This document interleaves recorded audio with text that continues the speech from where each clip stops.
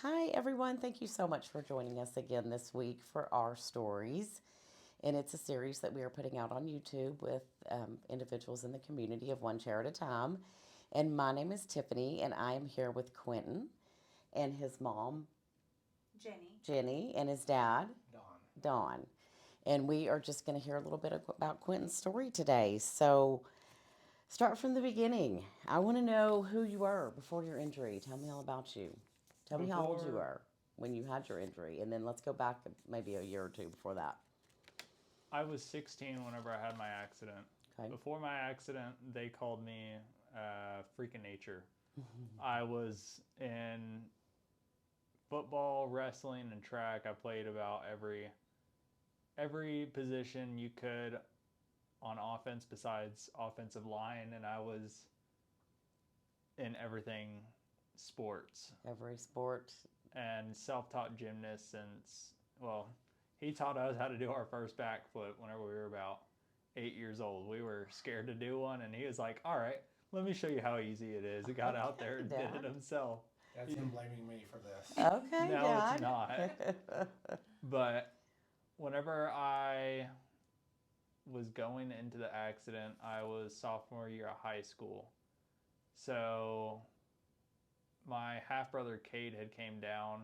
Is right as COVID and lockdown was starting. So So, what year was that? 2020? 2020. Okay, 2020. So we didn't have anything to do besides play video games or go outside in the backyard whenever we weren't doing our homework. That day, we had finished our homework and asked Mom, "Can we go jump on the trampoline?" She's like, "Okay, go outside, go away. Leave me alone." But whenever we were out there, I think I learned about 5 new tricks that day. Dad was outside cooking on the grill, and we were just enjoying the day.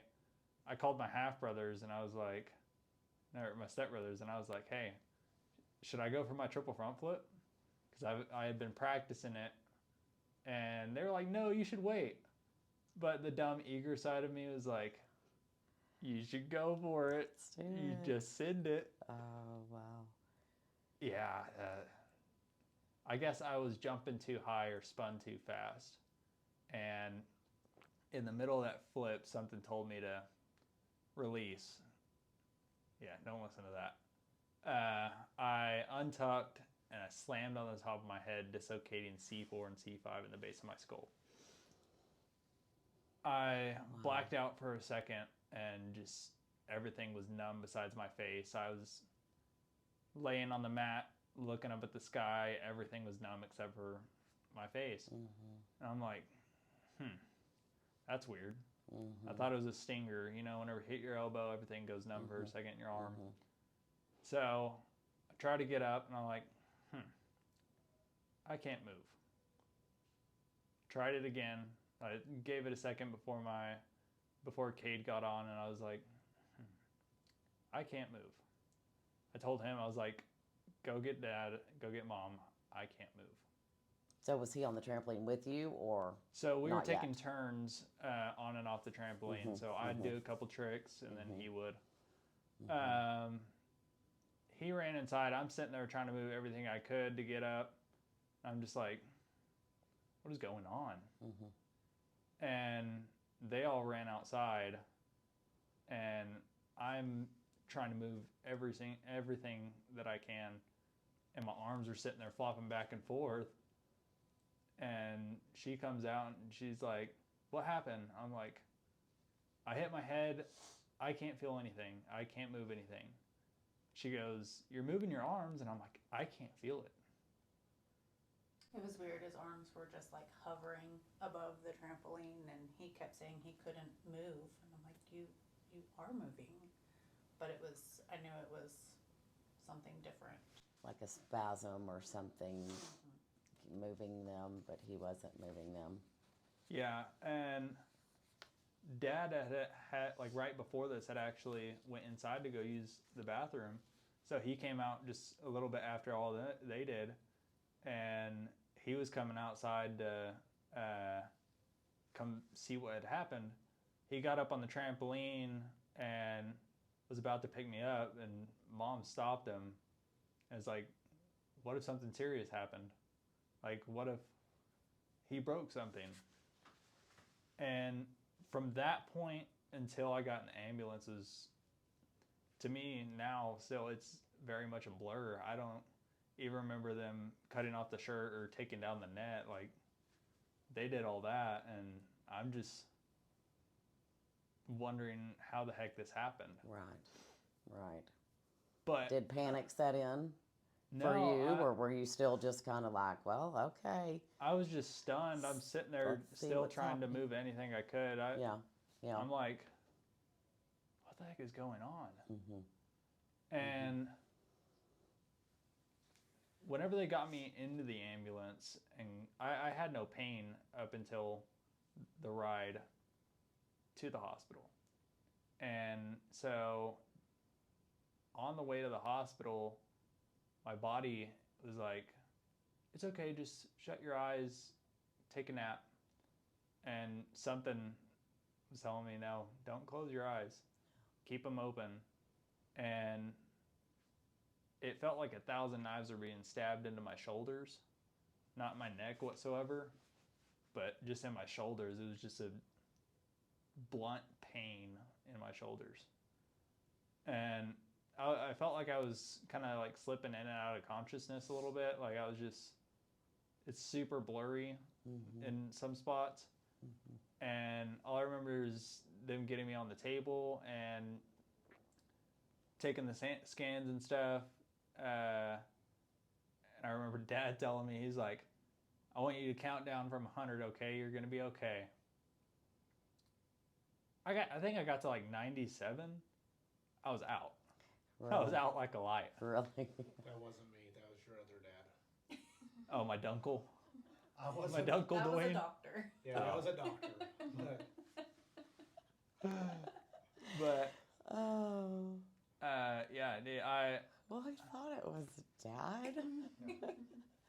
it was a comforting thought of like. Let him keep his comforting thought. So you made it to 97 and then you were out. I was out like a light, and then I woke up at like 3 a.m. with a tube down my throat, you know, making sure that the swelling didn't cut off oxygen and stuff from the surgery. And from 3 a.m. until 10 a.m., whenever the doctor could get there, I was sitting there, I was gagging on the tube. And whenever the doctor came in and got it out, Dad makes this joke now. He's like, that's how I know you're not gay. You would, but I don't know. I would. You would. But Oh my gosh, you're going to make me laugh. Okay. Then you're going After- to start I coughing. still think you are, but it's okay. only It's for my okay. best friend. It's okay, Quentin. But whenever, So go ahead. you had surgery. Yes. Okay. And now what was it, C4 C4 and C5. and incomplete. C5? That's up in the neck, Yeah. correct? Right here. Okay. So what did they do in surgery? So they fused the C4 vertebrae to the I think down to C6. C4, 5, and 6 have all been fused. It's got 2 plates, 6 screws, all in the back of his neck. Okay. So they had C4 and 5 stacked in front of each other. So they had to go in there and pry them up and over. So they also didn't sever his spinal cord, so he has an incomplete injury. But so there could be a chance at some point, him regaining some feeling and stuff, which he has in different areas. Mm-hmm. But they had to stabilize it because that way it's not consistently moving back and forth. Okay. Yes. Okay. So that was interesting. That so, is. So I thought it was a stinger. I thought he was being a little baby, crying, and I was like, whatever. So I didn't rush getting to the hospital. I got there, said, hey, my son brought into an ambulance, and Quentin Wilson. So they take me back to the room. He's not in the room, and there's bandages and blood and stuff everywhere, and he's not there. And I'm like, what in the world? What happened? And they're like, oh, well, they took him back there to do x-rays real quick. And I'm like, okay, maybe it is serious, maybe it's not, but I'm not going to freak out. So they roll him back in here, and they're like, hey, so we've got our spinal surgeon. He's on his way up here right now. He's on call. But, you know, we've done x-rays. You did actually break your neck. So, but he's going to do a little bit more in depth. And I'm, okay, well, you know, it's all right. He's kind of crying and freaking out a little bit. I'm like, it's all right. It'll be okay. Yeah, panic. Anyways, Set in. the emergency rooms, the doctors, they always shut the door. The doctor walks off. Several hours later, they'll come back and, oh, yeah, we are still here. That wasn't the case. The doctor, like, walked outside the door, left the door open, and stood right there watching him. And, like, this is kind of weird, so I'm trying to talk to him, like, it's going to be all right. And he's like, oh, it hurts so bad, Dad. And I'm like, I understand. Stingers usually do, you know, that kind of stuff that hurts. And, anyways, so I go out there and I ask the doctor, I'm like, how serious is this? And he said, you need to get out of my way.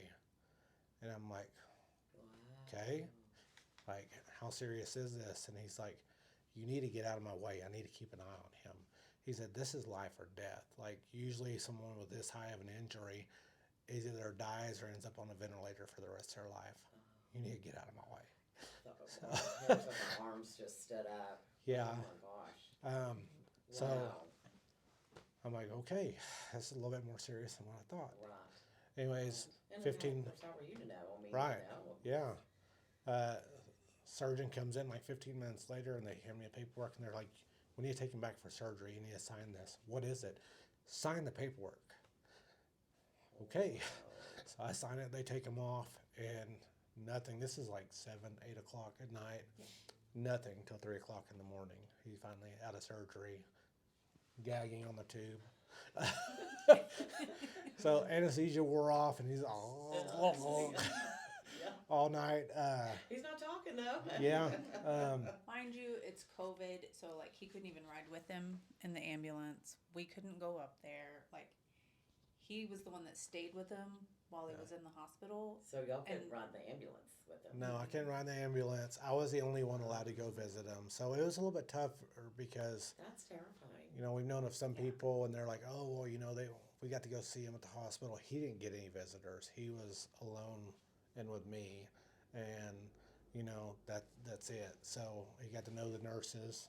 Of course, he's a little flirt. I And know. he likes to flirt with everybody, even the male nurses. No, I'm just kidding. Whatever.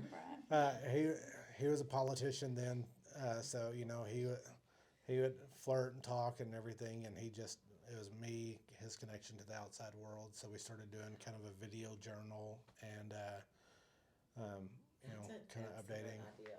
So So- you videoed. Yeah, just kind of let everybody know the progress because Yeah. nobody could come see him, and it was And It that's was a a little terrible tough. time too during COVID. I mean, it was COVID was scary enough, and then you have no visitors. You have no. yeah.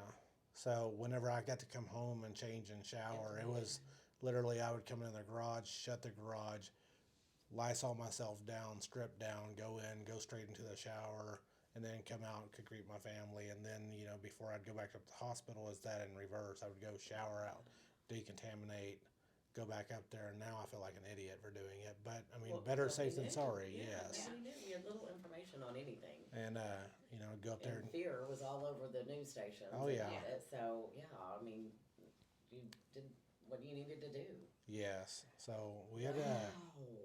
2 weeks in the So- hospital, 3 weeks in ICU. 2 weeks. 2 weeks. In ICU. Yes. Yeah. Which hospital? Northwest. Oh, Northwest. He Okay. has enough. I definitely milked it a little bit. He's like, is there anything I could get you? I was like, caramel frappe from McDonald's would be nice. I think he got me like at least one per day while I was up there. And then he got me some new AirPods. He traded it. He gave me his old phone, the iPhone like 10s X Max. And I The was new like, one out at the time. yeah. I definitely milked it just a little bit. So when you woke up, when did you realize, oh my goodness, this is bad.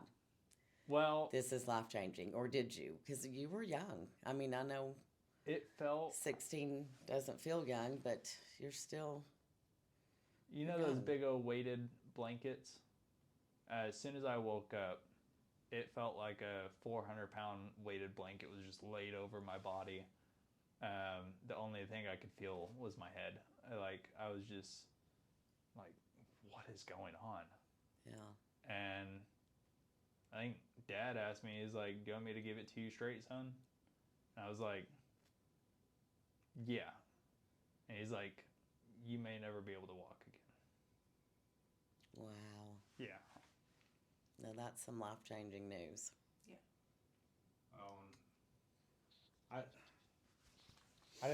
I told him, I said, he told me whenever we got to the Craig, he said, I feel like a prisoner in my own body.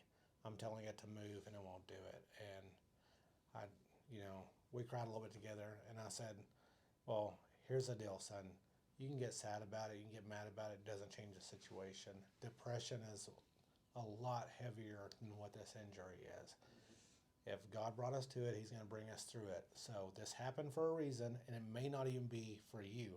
It may be because you're supposed to touch somebody's life 10 years from now that's going to be going through the same thing. You're going to be the one to bring them out of the dark spot. So you're going to put a smile on your face every single day. We're going to do the best that we can, and we're just going to try to improve every single day on something. But you cannot get down on it yourself. And you're not going to just sit there in the dark and feel sorry for yourself, because I don't feel sorry for you. It happened for a reason. There's people that have it a lot worse than you do. So you're still here. You have all your mental capacities, what little there was to begin with. You still have that. So we've got room to grow. No comment on that part. And like you said, I got this tattoo, 1 Peter 5:10, says, yes, you will suffer for a short time, but after that, God will make everything right. He will make you strong, and he chosen you to share in his glory in Christ. It's my way of thinking is, yes, you'll go through things, but sometimes he doesn't make you go through things for you. Sometimes he makes you go through things so that you will give your advice to those that need it. Wow. That is powerful.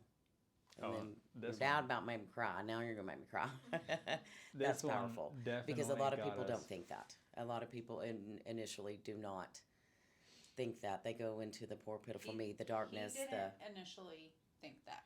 I can assure you, like he was at Northwest for 2 weeks. He was in a lot of pain, especially at night. Dawn said it was real bad. He would holler for the nurses to give him more medicine, like all night long. And Dawn would tell him, son, you're going to have to figure out how to deal with this, And we were fortunate enough to get on scholarship to go to the Craig Spinal Cord Rehab Hospital in Denver, Colorado. Again, it's COVID and he's underage, so one of his parents can go with him, but that's the only parent that can go, and it just worked out. I have a fabulous job, and I was already working remotely from home because I had the capacity to do that, and they let me work remotely from Colorado. They bought me a big monitor and had it shipped to the hospital, and he and I took a flight to Colorado, and we were at that hospital for 2.5 months. But I think the first Middle of a blizzard. Oh, that was a crazy story. The flight was crazy. What month was your accident? April Okay. April 2nd. of 2020. And then Okay. we left for Colorado April 16th. And we didn't get home until... It was scary. Really? Yeah, it was a crazy flight. Crazy. So Wow. what we found out, Just it a was couple of years ago, we found out. one of my buddy's uncles was the one that flew us to Colorado. And it was a little small plane. It was Apollo Med flight plane. Yeah, Apollo Okay. Med flight. Mm-hmm. And whenever we were going into Colorado, it was a huge, huge blizzard. And apparently, he couldn't see out of the front windshield probably whatsoever. That's what he said. Everything was completely frozen over. All of his instruments were frozen.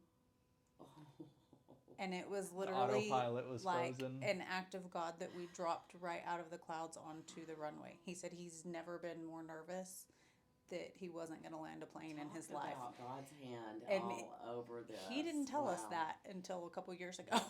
That's probably good. My buddy, That's probably good. my buddy came over because we were all hanging out, and he called his uncle because I wanted to say thank you so much, and that's whatever he told us. And my mom was like, "I would have had a heart attack." Yeah. He did not make me feel like we could have crashed that plane. But, so we were at the Craig for 2.5 months. 2.5.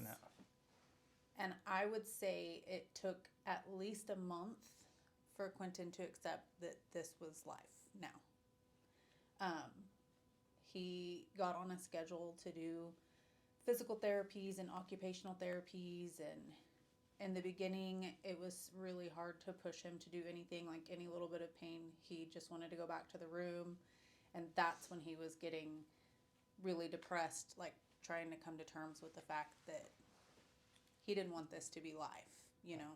I think it kind of took all of us about that long because we were getting upset with occupational and physical therapists for not pushing him harder, because we were like, if they will make him do this, like, they don't need to be listening to him. He's just a child. Their job is to push him, and you know, if they can just boom, it's gonna click, and finally everything's gonna work again. And it did. It took about a month and a half, 2 months before we were all like, okay, well, this might be our new normal. Yeah, so maybe we should listen to what these people are trying to help us prepare for when we go home. I think it takes that long for your brain to catch up Well, Yeah. with the events, and your brain to catch up with your body. Yeah. And what happened. And Yeah. so like, I got mad and Yeah. I asked one of the therapists, and I'm like, what is y'all's job? Just to baby him? And they're like, no, to each day make him a little bit stronger, like just a little bit better. But they're going to have to want it. They're going to have to push. They're going to have to be the decision maker. It's not our job to make them want to walk or make them want to do anything. Our job is to give them the tools. Their job is to, you know, pretty much we're going to lead you to water. It's your choice to drink or not, and how much you drink is up to you. And so that was kind of a wake up call to me, because I remember our first meeting about like home modifications and things like that, and thank God we had That a was bunch hard of to people hear, volunteer but- to help. yeah. Like, it's So- amazing. and donate. I work for a plumbing, heating, and air company, so they donated all of the labor and supplies to do the bathroom, and he came in contact with, what was his name? The builder? It's Quigley Builders. Mm-hmm. Yeah, Yeah, so they were awesome. And then We just had Steve a whole Daffern, community you know, rally he owns around an and electric do. company, and so Steve Daffern volunteered and did all the electrical work. And it's just, I mean, ABC Supply. I mean, there's so many places that help. Thomas Ready Mix helped donate the concrete, and it was a godsend because we wouldn't have been able to afford to Yeah. do any Oh, of it. no. We just had to have a extremely whole expensive. room and bathroom added on because it made more sense to do that than renovate the house. You know, Jaden Thornton Thornton, yes. Yes. with Quigley Builders. So he navigated that at home while I was at the Craig with Quentin, and yeah, I'll never have enough good things to say about that hospital. I wish that he and I both had come to terms with what that meant And, earlier At the time, while we yeah. were there. Yeah. and that I feel like I should have pushed myself a lot harder. I think we could have got more out of it. It's kind of like the Israelites when they were, you know, going 11-day journey. It took them 41 years. Yeah. Well, we kind of did that a little bit. So no, we'll take this and Yeah. control ourselves instead of just really soaking in the moment and, you know, trying to learn as much as It's hard, though. It's possible. shock. I think you're still in shock. It is. Well, And you got to give yourself a little bit of grace about that, because you know, Oh, yeah. it's shocking and it's life changing for everybody. Yeah. But so, do you have good things to say about that rehab? Yes. Is it good? Because I'd like for anybody that's watching this that is The- in a chair and has to go to rehab, which ones are good? Which ones are The Craig Hospital was absolutely phenomenal. Yeah. The therapists and general were amazing. so? It's just one big hospital. Yeah, so Yes. it's And spinal then you cord go- injury and traumatic brain Brain injury. So injury. they have that floor, and then they have the spinal cord floor. and all of the therapies are there, physical, occupational. They have the mental health counselor that comes around. So they There just was a pull you out of your teacher. room and you go to each one. Yeah, there was a teacher different there times. named Laura that was amazing, and she helped him get through his sophomore year of high school Oh. from Craig Hospital. So Cool. The school, my grades were good enough. They were like, you have enough to deal with, and they passed me. So I was a junior before anyone else. So you got the big head before everybody else. Yeah. Well, and what's great about them is we hadn't been there in 5.5 years, but I guarantee you if he is to call up right now and talk to Danielle or talk to the teacher, any of them, they would all take his call and know exactly who he was. And of course, I still keep in contact with Laura. it was a That's really cool. bad time for them too, because they usually do outings and there's so much that they usually do that other people get to experience that he never got to because it was locked down. Because of COVID. yeah, But yeah. it was a We blessing. got to go around the block once. Woo! Danielle Scroggs is kind of like Coach Joe Chris Mhm. for that hospital. So they had a whole like extracurricular department. They had this Xbox controller made for quadriplegics so that they could tap things and still be able to play their video games, and Super cool. they just any hobby that you were interested in before, they were finding a way to make that work Super for cool. you. So yeah, it was. So did you get a chair while you were there? So I got a loaner chair while at the hospital, and then while they were trying to get all the stuff set up for mine. You started on a sip and puff because Yeah. you weren't even strong enough to move your So- arms. Whenever I first went there, I had very little bicep. Sorry, I remember he FaceTimed me because he finally got into one of these chairs like this, and he's in there talking to me and it's running to a wall. The counter and like flops. No, It was the nurse's station. I was sitting there flirting with the nurse while on the phone with my dad, and my arm goes, and I'm slammed into the desk and pushed it back at least a foot. I'm like, oh, my bad. But You I think- started in the sip and puff. I'm sorry. I don't know how many weeks I was in the sip and puff chair. I had so much trauma to my right shoulder that I couldn't pick it up past here, even after I left there, until I think about a month and a half or two, until Coach got a hold of me and he was like, shut up. You're going to work past it. So I had to relearn how to do everything with my left arm. Now I'm ambidextrous, and I sometimes forget which one's the dominant arm. Right. So you were right-handed before. Yes. And now you're left. Now you're both. Yes. The sip and puff, I ran into a lot of stuff with that. Was that the one you set the record in though? Yeah. They had like this little track, like test course kind of thing that they did. And I full sent it, not worrying about me being in a neck brace or anything. And I think I still have the record maybe He set a hospital record. for the fastest time around that Wow. course. So you're And- still a freak of nature. Yeah. Yeah. Even there. Wow. So where was your pain? What was causing the pain that you were So feeling? right after the accident, it was anytime they tried to set me up on the bed, it was always in my shoulders and neck. Traps. Yeah, the trap is Just especially. here, yeah. Now it's mostly just the hands and I'd say the back with nerve pain. It just feels like a bunch of fire ants stinging my hands over and over again. I know exactly how you feel because I have that with my right foot. Yeah, I have like major arthritis in my hands and back. Like you're in an ant bed. And Yes. it's just biting you. But I'm on like a schedule. Like it's really bad one day, then the next day it's not bad whatsoever, and then the very next day it's very bad. Every other day it's real bad, and every other day after that I'm fine. That's wild. I think a lot of it was he was so built. He had a really strong back because he could just stand there and do a backflip and pull ups. I mean, he was for being as little and like skinny as he was really built and stuff. So to go from always being athletic, always moving to like nothing, I think just the muscles were physically breaking down and his nerves didn't know how to react to the pain. That's true. And I think that might have been a lot of it. That's true. So tell me about coming home. How was that? Oh, so whenever they were building the room, they said that I wouldn't be able to make the corner going into the room that I was in before my accident. They were like, no, that chair won't make it.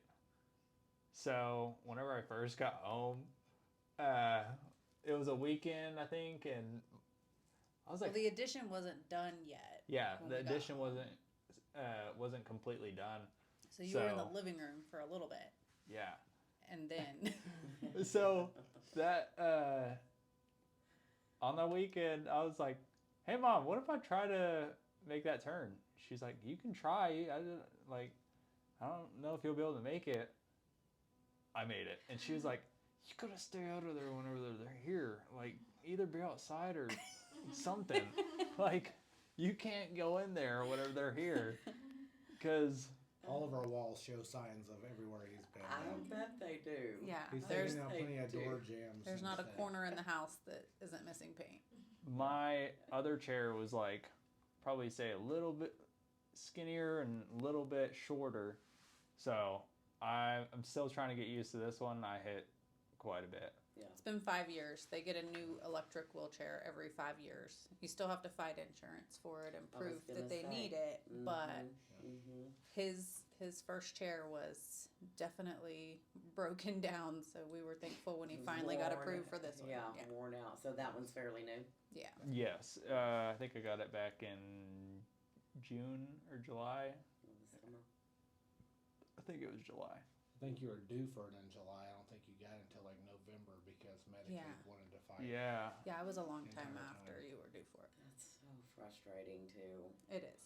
It's crazy. Well, his wheel bearings on his back wheels were coming out, and they're like, "Well, we can't fix that. If we fix that, we can't get him a new chair." And I'm like, "So what is he supposed to do? Like just drive in a circle?" And These are literally his legs. so Wow. it's But- frustrating navigating the. Usually like So insurance Northwest. part of it. Yeah. And usually Northwest, Northwest and BSA, they'll tell coach, "Hey, we got a new fresh injury for you," but with COVID, he couldn't come see me whatsoever until That's what I was going to ask. How did you guys meet Joe Chris? yeah, I Because he think couldn't come up there, huh? I didn't think about that. We had a friend of Wow. a guy that you worked with, Mhm. Zach, was friends with one of the guys on his board and told him Okay. about Quentin. And it was probably about Okay. a year after injury. He was finally able to come over and, meet him and opened up a whole different light on possibility of what he could do. Yeah. So he's still not very athletic. Yeah. Because he's lazy. He could be. He just he really enjoys playing his phone and watching TikToks and I am ranked in the world on Call of Duty Mobile. Well, yeah. I mean, that's awesome. Coach did manage to get him to a couple of Endeavor games and stuff, but he needs to get back into it. Yeah. So are you in the adult community support group or whatever with One Chair at a Time? Yes, I Yeah. am Yeah. currently right now. Yeah. So, training for the first Endeavor games, with the trauma in my right shoulder, it was, coach didn't know how to train me. I was his first quadriplegic. He was like, "Oh crap!" We're gonna learn together. He said, Learn. "We're gonna do something," because I'm sitting there barely holding up a beach ball, or volleyball.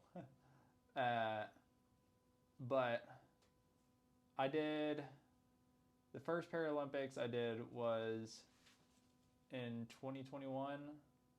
I think you did the 100-meter. I did I the. can't call it a dash. Yeah, no, it was definitely not a dash. It was prolonged, 100-meter prolonged. My first 100 meters took me 7 minutes and 9 seconds. I left to go get something to eat, came back, and he was still going. And then I threw club. I got both gold medals in that because I was versing my shadow. But You one almost thing, lost. I definitely lost to my shadow, but glad they didn't give that a medal. The one thing that made me not stop during the race was, like, I kept focusing on Dad's voice. He said, "One more push, one more push." That's all I could focus on. Yeah. My second Paralympic meet, my time was, I think, like 2 minutes 3 seconds. Yeah, I didn't even get to leave for a snack that time. Yeah. Yeah, not that time. That's a huge improvement. It was rough on him because his left arm was so much stronger, and he had almost hardly any right arm. Mm-hmm. So he would push, and he'd decide Kind of veer off. He'd have to back up, and then he'd. Yeah. And then people were adjust. falling asleep, and no, I mean that.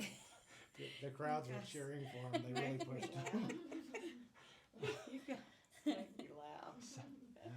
We learned early on if we didn't laugh, we'd cry. Oh so my gosh, isn't that the truth? It's- And you just have to be joyful. humor's sometimes, or definitely you gotten can us go through the this. complete opposite direction if Yeah. you're not. Exactly. And I threw club and discus.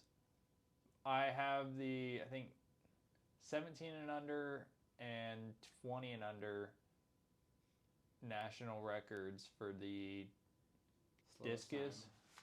time. Just kidding. For discus and club. My farthest throw on discus, a whole 1.1 meters, 3.5 feet. Yes. We'll take it. Yes. But I eventually did do sports through the high school. I was going to ask, so did you go back to school? Yeah. Oh, Once yes. this COVID was over and schools opened back up? Yes. As soon as that next year started, I went Okay. back to school. It was, Okay. I'd say, the first 2 months, 3 months of school, it was definitely a little hard. Not used to everyone staring at me and for being in a wheelchair, but I still was an active member of like the wrestling team out there on the field with them whenever they're doing football practice and track practice. Always talking to the coaches, seeing what I could do to kind of participate. The staff at Emerald High was absolutely amazing. I It's mean, incredible. they included him on everything, and like all the special ed classes. I'm just kidding. No, you No. did that 100-meter dash in track too your junior did. year, and you got like a a minute minute 58. something. Yeah. A minute 58 was my He made it fastest to time. regionals, and Awesome. the school, their classification's a lot different than what like the Paralympics are. Yeah. So he was in a much broader range of disabilities with his with the school. So he didn't go as far He had some athletically real with that. competition. Yeah. Yeah. I was racing paraplegics and actual race chairs. They didn't have enough people my senior year to fill up all of the lanes at the Texas state meet. But my time, I think I had to be a minute 30 to make it to state. Yeah. I tried my gosh darn hardest. Yeah. Gosh darn. I don't know. I Just say hardest. I tried my hardest. And Too many words, too much brain. yeah. Oh. I definitely tried my hardest. I didn't do discus or club through the high school, but I just did the 100-meter dash. Yeah. I tried my hardest, but I do have the regional medals and stuff to remember that. I love it. Yeah. Good memories. Yeah, and I mean, none of it did we think was even possible Exactly. until Coach came around, Mm-hmm. and then we've got to meet so many athletes. Taylor, Yeah. who's a little beast herself. I mean, there's a lot of athletes that they're just amazing. I mean, the Just community opens your around eyes, them. like you said, to the possibilities of Yeah, Yeah. Well, I mean, I felt stupid because I can't tell you how many times, like pulling up to a store, I'd pull in really quick and I might be like half a foot over into a handicap spot and never even thought about it. And now, like having a handicap van, like I didn't even realize there was a difference between handicap spots and handicap van accessible, and I didn't know why. And so, like now having him like with the van and stuff, there's times where we literally have to just stop in the middle of like a parking lot, open it up, let the ramp out, and then let him out, and then go find somewhere to park because somebody might be bipolar and have a handicap spot, and and I'm like, but it's frustrating. It really is, and like we got a hard education on what it means, and but yeah, there's a lot more to injury and to paralysis than what we'd ever even thought. Like our day-to-day life has changed so much, and So it's been 6. It'll be 6 years It'll be at 6 April in 2nd. April.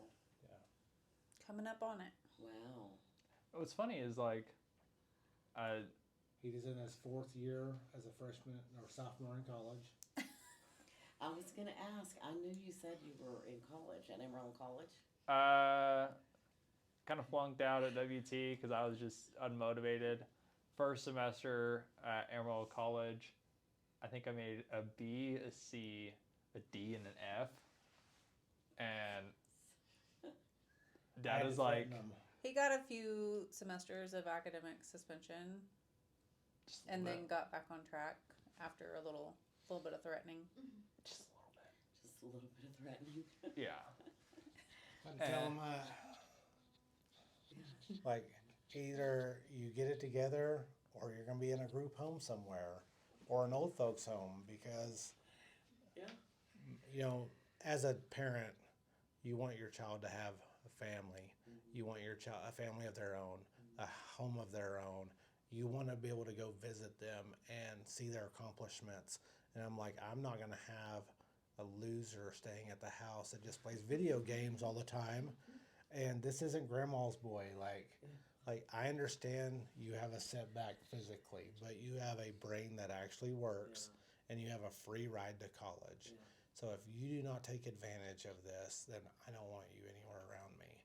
And he's like, wow, okay. And then the next semester, always. And I'm like, oh, so your brain does work. On And the I'm dean's like, list. I did end up, I'm on the dean's list.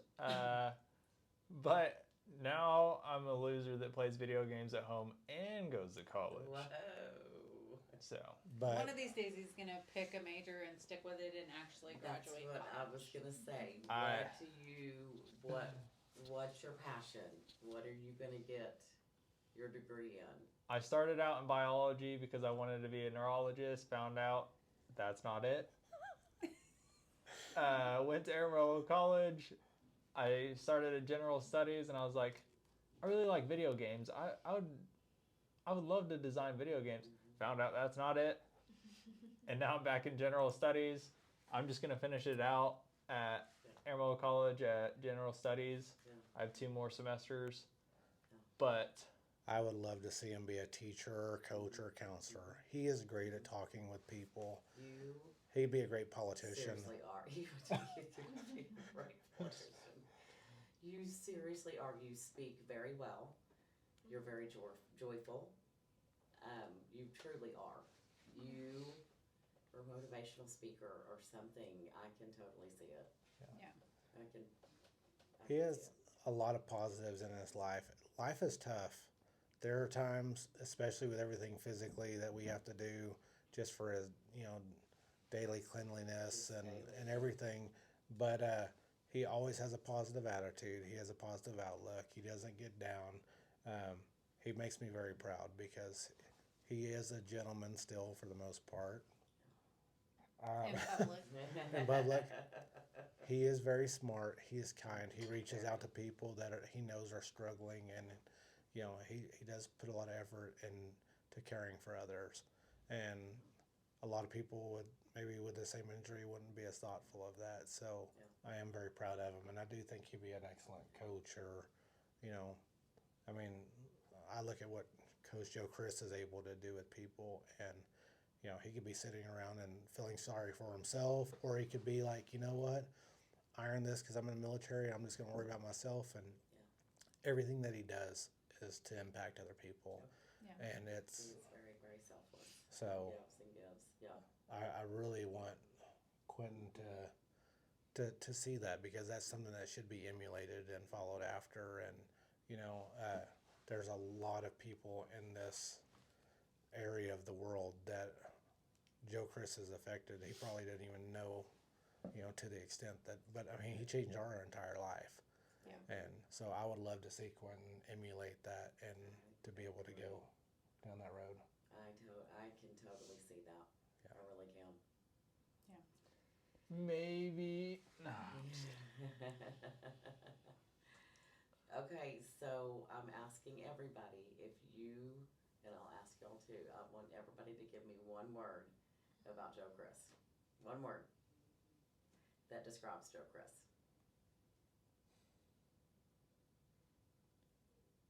Selfless. Excellent. I'd say Superman. Mm-hmm. Mm-hmm. I feel like my word for the year 2026 kind of goes for him, and it's intentional.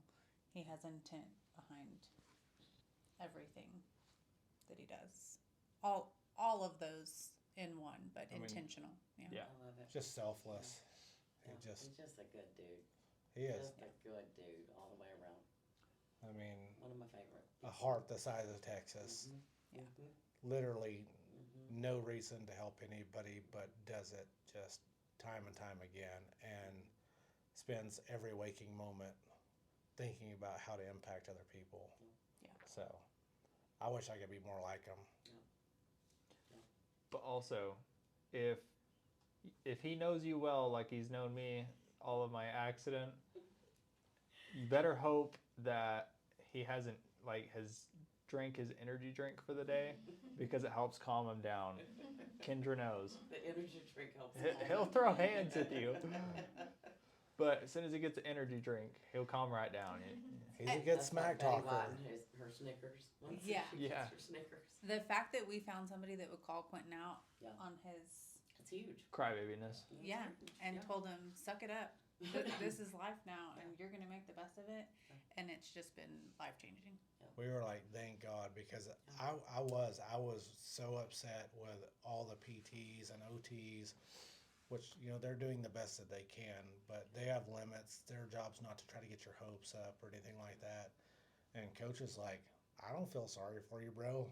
I'm right there with you. Yeah. Like, shut up and move. Like, Yeah. and he was like, what? But I'm Yeah. I'm paralyzed. I'm crippled. He's like, so am I. Shut up, move. And whenever he got a hold of me, it was right in fall time, right whenever all of winter was getting in. So we were out there in the garage. It was cracked open. We had this space heater out in the garage, and I was picking up the ball, and anytime I dropped it, like right below here, he was like, pick it up. Quit being a Yeah. word. He's Not like, pressing on the YouTube videos. Yes.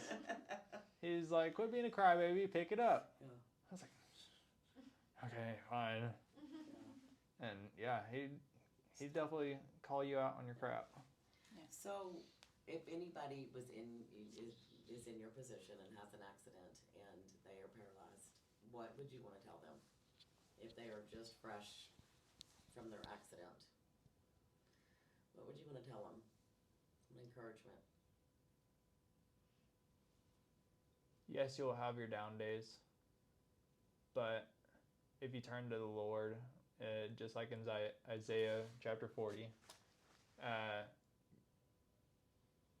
young men will stumble and fall, but if they trust in the Lord, they will renew their strength and soar like eagles on wings. He may not heal you physically. He will heal you spiritually, and just like in I think it's Revelation, like all of these physical injuries and stuff, they're going to be healed. Your life on earth is like a millisecond compared to the eternity you'll spend in heaven completely healed. I agree. I love it. So there's always going to be a brighter day ahead. With every dawn is a new day. Yes. So where do you see yourself in 5 years? What do you want to do? In your own house. What do you want to do in 5 years? Where do you want to be? Maybe having a full beard. Oh, yes. Yes. You might Okay, have a better- realistically. You might have a better chance of being in your own house by then. How long did it take you to do the mustache? It grows pretty quick. Oh, does it? The mustache, goatee, and sideburns. It's kind of like Joe Dirt. He's like the handicapped Joe Dirt. It just grows in all naturally redneck like that. Yeah, call me Roll Dirt. Realistically, I see myself graduating from WT to be therapist or counselor or something. And Does that mean you're listening to us? no, I'm listening to It's definitely his idea. totally my idea, all my idea. But I see myself getting a nice job, driving by then. I have surgeries coming up really soon that should help get rid of the spasms. So doctors said I could probably start learning to drive after that, and they wouldn't see me home. They'd be like, oh, "Bye, Felicia." That would be a huge accomplishment. Yes, that would be. So what are you having surgery on? I'm getting a baclofen pump the spasm medication that'll be pumped into my spine 24/7 on drip. To help the Yes, spasms. to completely hopefully get rid of those, and then end of next month I'm getting A colostomy An bag. ostomy. Yeah. Sorry, I burped. But that'll be even more of a game changer. Absolutely. Like, Absolutely. It really limits him and us on what we can do. I mean, we've got to have 3 to 4 hours 3 times a week that he's stuck in a bathroom chair, with us having to physically stem him over a trash can in order for him to have a bowel program, a bowel movement. And so he's constantly having to move around. It's got pressure on his back to keep him getting pressure sores, and it just very uncomfortable. And any kind of trip we'd have to take, anything, we're having to take that chair with us. So I feel like it could be a game changer in gaining his independence Oh, I think so quite a too. bit. So, and I that's think so too. there's even quite a few able-bodied people that get the ostomy bag. Yep. It's it's a game changer. It sure For- is. Are you having it here in Amarillo? Yes, Okay. Yeah. I didn't know if I you were think- in Dallas or anywhere. I think we'll be having it at Northwest. Okay. Same place. Had these 2 surgeries. Yeah. So Yeah. it's gonna be pretty cool. Oh yeah, that's gonna be a game changer. I'm so excited. we are too. So He's excited. 22. I feel like it's gonna be more of a It's in weight 22. lifted off them than Oh, it is myself. Well, Like, you can gain some especially more his back. independence. Yes. Yeah. Doctor said that since I can kind of pinch, that I could possibly start learning to change it out on my own. And So you have more movement in your yes, arms so than you did originally. Is that From- correct? And then we're kind of going back here, but whenever I first got injured, I couldn't move like for the first, I think. So this one he could do about like that with, and this one he could go to about right here with. okay. So very little movement, and he still has spasms if he goes up too high. But yeah, he's a lot more movement, and really, Joe's the one that helped with that. Joe made him get into the race chair, made him get into his manual chair. It's like, push in your manual chair, sissy. Well, I can't because I don't have a button. Yeah. He's like, yeah, that's what it's for. Yeah. But really, him. He's rolling his eyes. I mean, you don't realize the amount of muscles that it takes to do that with Yeah. not having, some of those. Oh, it takes these. It takes. Hey, Yeah. even if you're able-bodied, I dare you to get into a manual chair for a full day without feeling like you're dying. Yeah. I mean, You know, and that's the deal, like at different levels of injury, like you don't realize how lucky you are. You know, I'm sure there was a time where Joe Chris where he's like, this is the worst thing ever.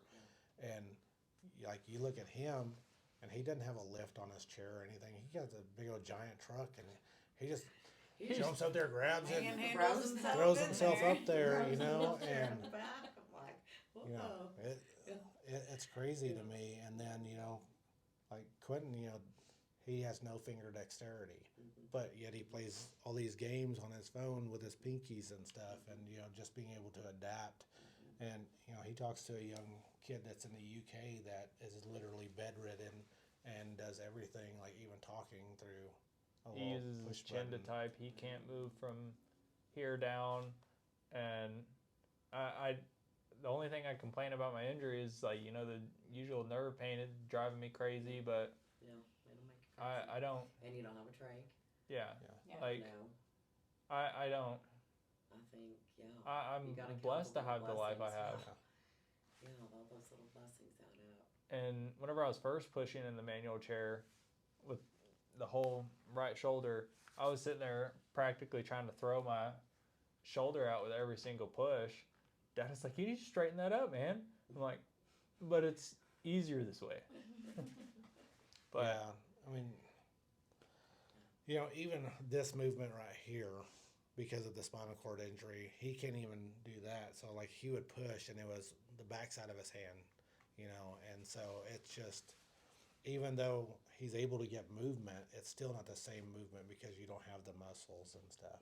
So it's so much learning curve, and you know, but there's ways to move past it and strengthen up, and you know, he does great. We get him to his manual chair every now and then, and he can still push it, and you know, does pretty good. He'd probably be So doing what a about your 5 core? minute. Like, do you have any core? Like, oh no, you sit me up on a bed, I'll flop straight to my face or back. yeah. So how is that in a manual chair?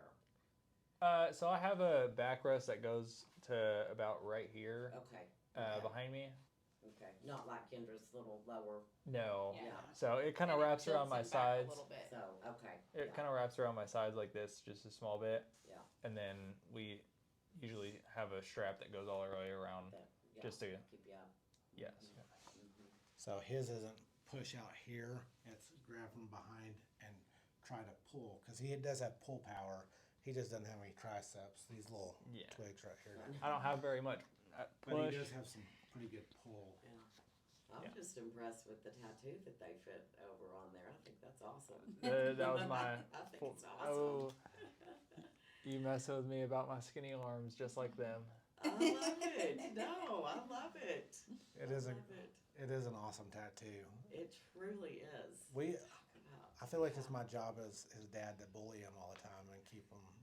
They're my number Gotta one keep him bullies. humble. Yes. Keep So, you he was humble. like, That's true. Dad, it hurts so bad. I said, imagine if you had big arms. Like, how much longer it would have taken, how much more he'd had to tattoo. Yeah, how much longer? So, how old are you now? 20? I'm 22. 22. Oh, yeah. 22. You were born in 2003? Yes, ma'am. Okay, that's my daughter's age. Is 22. It's kind of crazy, huh? Mm-hmm. Don't tell him you have a daughter that's that age. He's going to be trying to hit on her. She's an ICU nurse. Not here. She's an ICU nurse. That's what you need. Get the digits. No, they told me that I need someone that's strong enough to throw me around and Throw you deal around, with my attitude. slap you around. He So did do you have need a a couple of real skinny little girlfriends, and I told him that's not the one.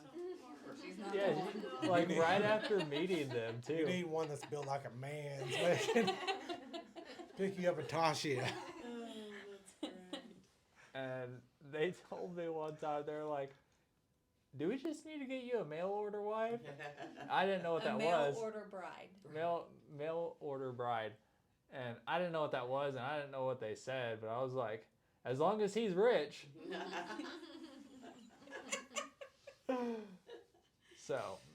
Oh, I love it. Thank you guys so much for sharing your story. I appreciate you being here. Thank you, Quentin, for always Yes. being joyful. And you are resilient, my friend, and you got a lot of grit. So thank you for sharing your story, and I hope you continue to share your story because Yes. you can help somebody get out of the darkness And that's why we share. And that's why we do this. So thank you so much, and we will see you guys next week. Hi everybody, it's Joe Chris here again. Another YouTube story we got going today. Like I said, we had Quentin Wilson, aka the Quad Father, right? It's something that he took pride in. Q, we call him Q in our adult group. Q was our first quadriplegic that we had. Q was the first quadriplegic I had even as a kid because he was still in high school when he got injured. So a little bit about Quentin. I met Quentin a little bit after he got injured. He got injured on the trampoline, and then he went to Craig up in Denver, great facility, did his rehab, and then he came back home, and his dad sent us a message and then told me a little bit about his son, that he was a quadriplegic, if he could be in the program, if we could help him. And immediately I responded yes, but it was right during COVID time, right? It was right when everybody was social distancing, people didn't want to be close to each other. So I got a hold of the dad and said, hey, if you're good with it, like, let's see if we can work out. See, I want to meet him. So I never forget going to Lowe's and buying a propane portable heater. And I went to his house, parked in the driveway in the back, and Quentin was sitting in the garage when I first got to meeting him. And we turned the heater on, put it to him because it was really cold. It was during the winter time. And I got to meet him, and we talked, and he told me his story, and got to meet dad and mom and everybody. Great individuals, great family. It was tough. It was tough. I remember sitting there, and I got a volleyball, and I gave a volleyball to him, and we tried to put him in his hands because, of course, he doesn't have use of his fingers, and he couldn't even hold it up. He was struggling, and I knew at that moment we were in a dogfight. That's what I say. Sorry, I get this one's tough because I got to see it. So at that point, I wasn't sure, right? Because he is the worst of the worst when you come to having a disability. The quadriplegics are. But his attitude was really good. Parents' attitude was really good. And I said, all right, well, we need to start working out. We need to start doing this and doing this. And from that moment on, that young man, everything I pretty much told him, man, he did. And he went from being in his power chair, and he has a manual chair like this. It's what we call our day chair. He has a manual chair, day chair. And his dad would put him in the day chair, and I would go over his house, and we would, when it warmed up, we would get out, and we would push down the sidewalk. And we had some, it's like a piece of tire, like a little piece of rubber here, gloves that we made, and he hits the chair like this. Most wheelchair individuals, we grab our push rim, and we stroke the wheel.